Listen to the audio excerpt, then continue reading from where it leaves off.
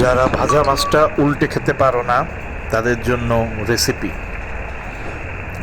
বাসে উঠো বা গাড়ি ভাড়া করো, মামাঘাট যাও, ইলিশ বাসো, টাকা দাও, বাজ্যা দিব, খাইলাম। সেই জুস অস্থির, দেখলেই লোবাহে। কামটা করছে কি স্লো মতে ভিডিও, কর করা আওয়াজ, খালি বেগুন ভাজা বেগুন, আর অল্প কইরা মাছটা উল্টাইয়া ভাজা, সরিষায় ভাজা। আসেন মামা আসেন, বাচ্চা লন কাচ্চা লন, আস্তা মাছ লন কাড়া মাছ লন। নতুন ব্যবসার ধান্দা খুঁজতেছি, এই চলে কিনা এটা।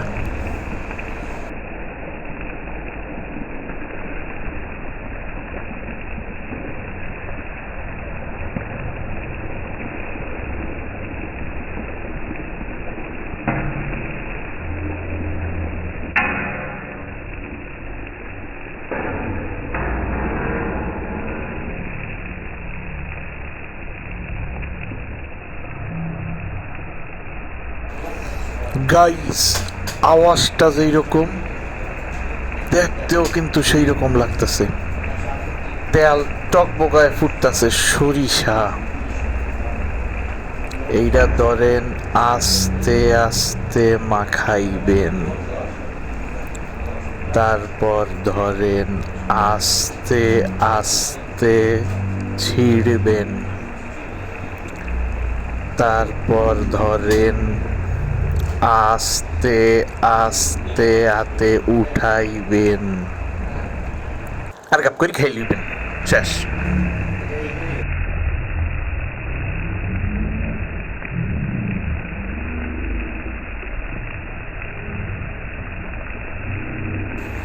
এবার অসাম গাইস, জুস পিপল, অতক্ষণ বেগুন ভাজছিলাম আর এখন মাছ ভাজা হবে। এইটা ওই রকম, যেমনে মন চাই এমনি খান তো ভাই। আপনাকে পেট পুট খারাপ হইলে আমরা দায়ী না, কর্তৃপক্ষ কোনোভাবে দায়ী না, ফেসবুক তো আরও না, মানে ইউটিউব ফেসবুক যেটা যেটা আছে স্ব দোকান দায়বদ্ধতা নেবে না। ওই দেখছেন ডিমটা কেমন চাই রয়েছে, মনে করে যে এক্ষুনি সিমরে কাঁচাটাই সাইডটা লইয়া গে, বাজারটা তো পরে। তেল সিটিয়াইতে আছে রে, সরিষা। ইহা কিন্তু সরিষা ইলিশ নহে, ইহা কর্কট গিয়ে ইলিশ ভাজা উইথ বেগুন ফ্রাই। সো গাইজ, সেই দেখেন আমি খুব ট্যাশ করে খাই, মানে হ্যাঁ আমি একা খেতে পারবো, কোনো অসুবিধা নেই।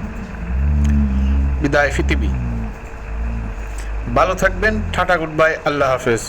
আর ভিডিও দেখার দরকার নাই, লাইক কমেন্ট কিচ্ছু করবেন না, খবরদার। ধারকুলতে যদি গেছেন ভিডিও দেখলে স্কিপ। টাটা গুড বাই, আল্লাহ হাফেজ।